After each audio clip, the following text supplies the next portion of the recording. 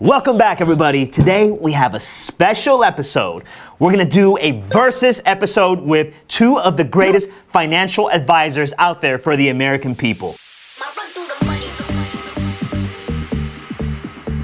In one corner, we have Dave Ramsey. What is he known for?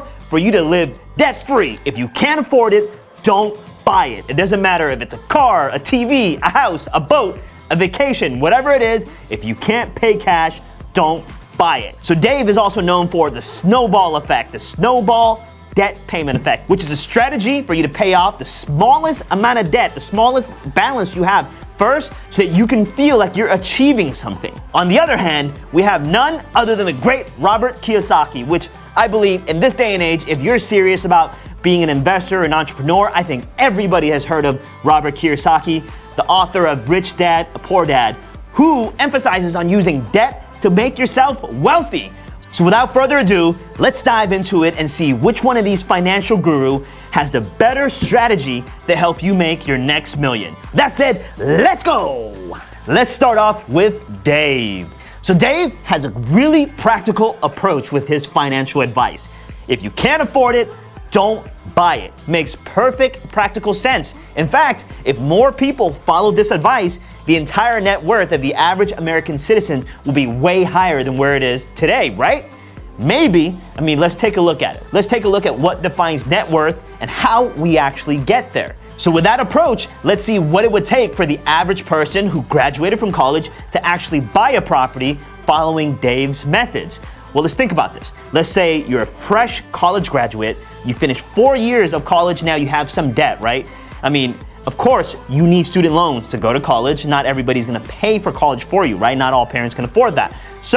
And not everybody has scholarships and grants to make it through college. So let's say you graduated from college and you have a minimal amount of student loan, and in this scenario, we won't even count the student loan against you, okay? So that's wiped off. Now that you're a fresh college graduate, you're making about $100,000 a year. Say about 35-40% of that goes to taxes. So you have anywhere in the range of $60,000 to $65,000 per year of savings. Of that, you still need to live. Say you have a modest one bedroom that you live in that costs you about $1,500 a month, right? So that's $18,000 per year. Out of your $60,000, that's 1/3 of your expenses just for your rent. Now you have to pay for food, entertainment, gas, water, electricity, utilities, everything, just normal living expenses. Let's say you are very frugal, and all the other expenses combined is roughly about another $1,500 a month. So that means another $18,000 is out the window. The $65,000 that you started, about $30,000 of that has gone already for your rent and for your expenses. So now you have 30 grand left.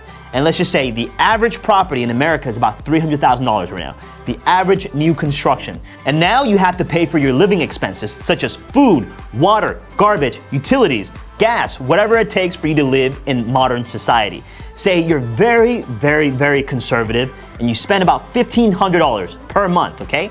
So then that means $1,500 or so for your rent, $1,500 or so for your expenses. So combined, it's about $3,000 per month. That's $36,000 per year, just living, just surviving, living well and surviving. So if you started with $65,000 or so post-tax dollars, you subtract $36,000 of that, that leaves you about $30K of savings, give or take, okay? So let's just say you're able to save $30,000 per year. You put that $30,000 in a very secure and safe investment account that grows about 8 to 10% annually, somewhere around there. Let's just say 10%, okay?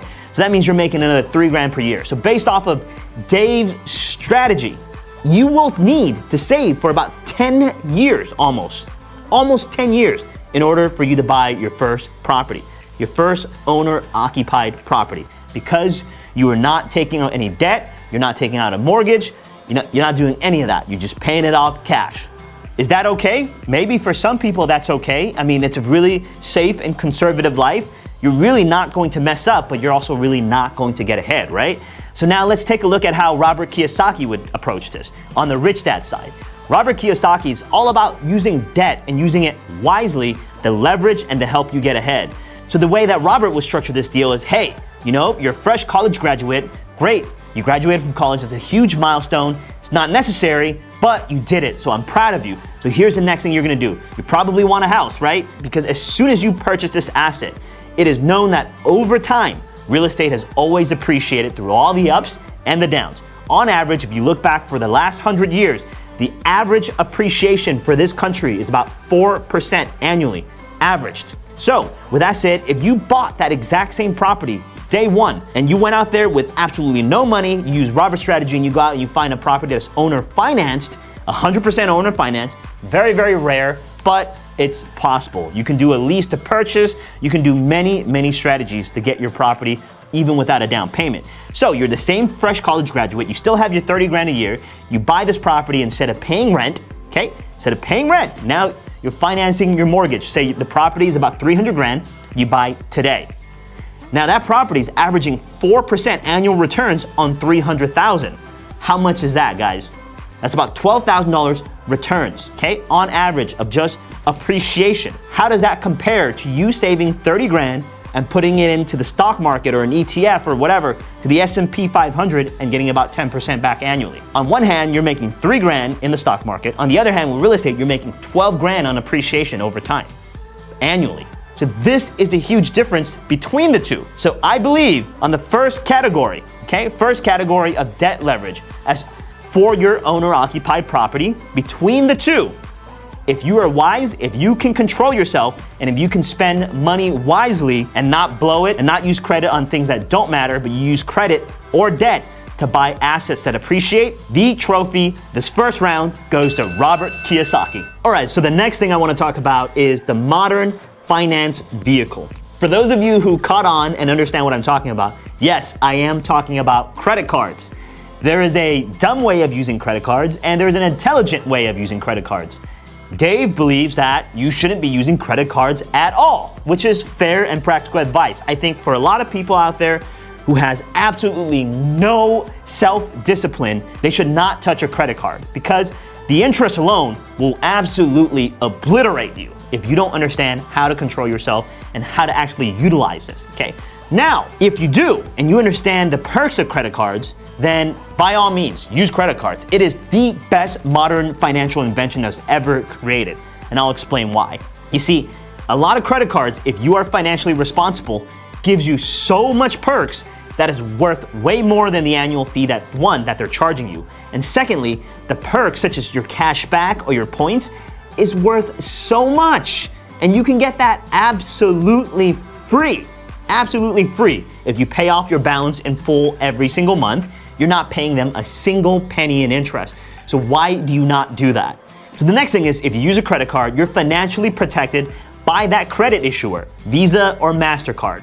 They have a guarantee that if you use their card, okay, if you are unsatisfied with your product or the vendor, the servicer, or whoever you're buying that product from, it's not what they say that product was, they'll give you 100% refund. This is called a chargeback. Can you believe that? Credit card protects you, okay? And if there's fraud, they will reimburse you for all the monies. I mean, I don't see why you would pay for anything in cash when one, through credit cards, you're getting perks for it that you wouldn't normally get when you purchase things. And secondly, you are protected from a standpoint of fraud and from the standpoint of consumer satisfaction. So I definitely have to say that, you know, instead of avoiding credit cards altogether, that's the wrong viewpoint. It's more learn how to use these credit cards the proper way to help leverage what they're about to help you achieve your financial goals. So round 2, again, goes to Robert Kiyosaki. Round 3, final round, debt snowball. This is something that Dave Ramsey preaches all the time. This is when you pay off your smallest balance first, regardless of its interest rate. Does this actually make sense? Well, that depends on who you are and if you have the financial capacity to stay disciplined. Because this strategy is more for motivational purposes other than financial purposes. It's not practical, is what I'm trying to say. So not from a financial standpoint or a dollars to penny standpoint. What I mean by this is more for motivation only, okay? Imagine this, you got 3 accounts. On the first one, you owe $5,000. The interest rate is very, very high, say 25%. On the second account, you owe $3,000. Your interest rate is also 25%. And on your third account, you owe only $1,000, but your interest rate is 3%, 4%, 10%, whatever it is, just lower than the other 2. Which one should you pay off first? According to Dave Ramsey, you should be paying off the $1,000 account first, even though this interest rate is so low compared to the other two. Why? Because it gives you a psychological boost so you feel like you're actually achieving something. Well, guess what? That's like getting a participation trophy at camp, at swimming camp when you came in last. It doesn't make sense. So from a financial standpoint, you should always pay off your debt with the highest interest first. Because if not, you're just growing your balance and you're paying money unnecessarily, especially for credit cards where that interest is not deductible, okay? So pay off your highest interest first. Forget the psychological boost that you get. Just know that you're paying off your debt faster and you'll be tortured a lot shorter of a time frame than if you were to drag this on and pay off the smaller debt and pay more interest on the other loans, okay?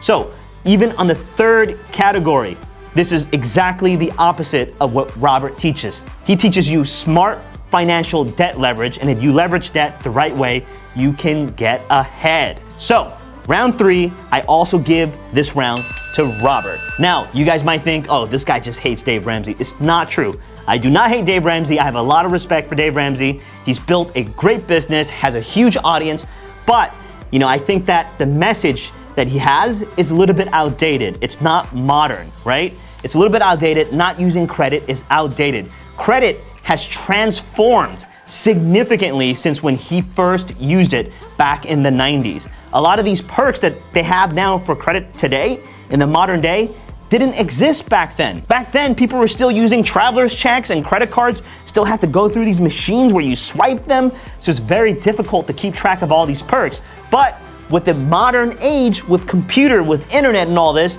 credit has transformed. And if you are not utilizing credit today and utilizing it wisely, then you are falling behind. So it's very important for you to learn how to use this stuff. Remember to check out the rest of my channel because I teach you this stuff for free so that you can get ahead and not stuck in the grind. Remember to follow me on Facebook, Instagram, YouTube, all at the B&B University. If I can do it, you can too.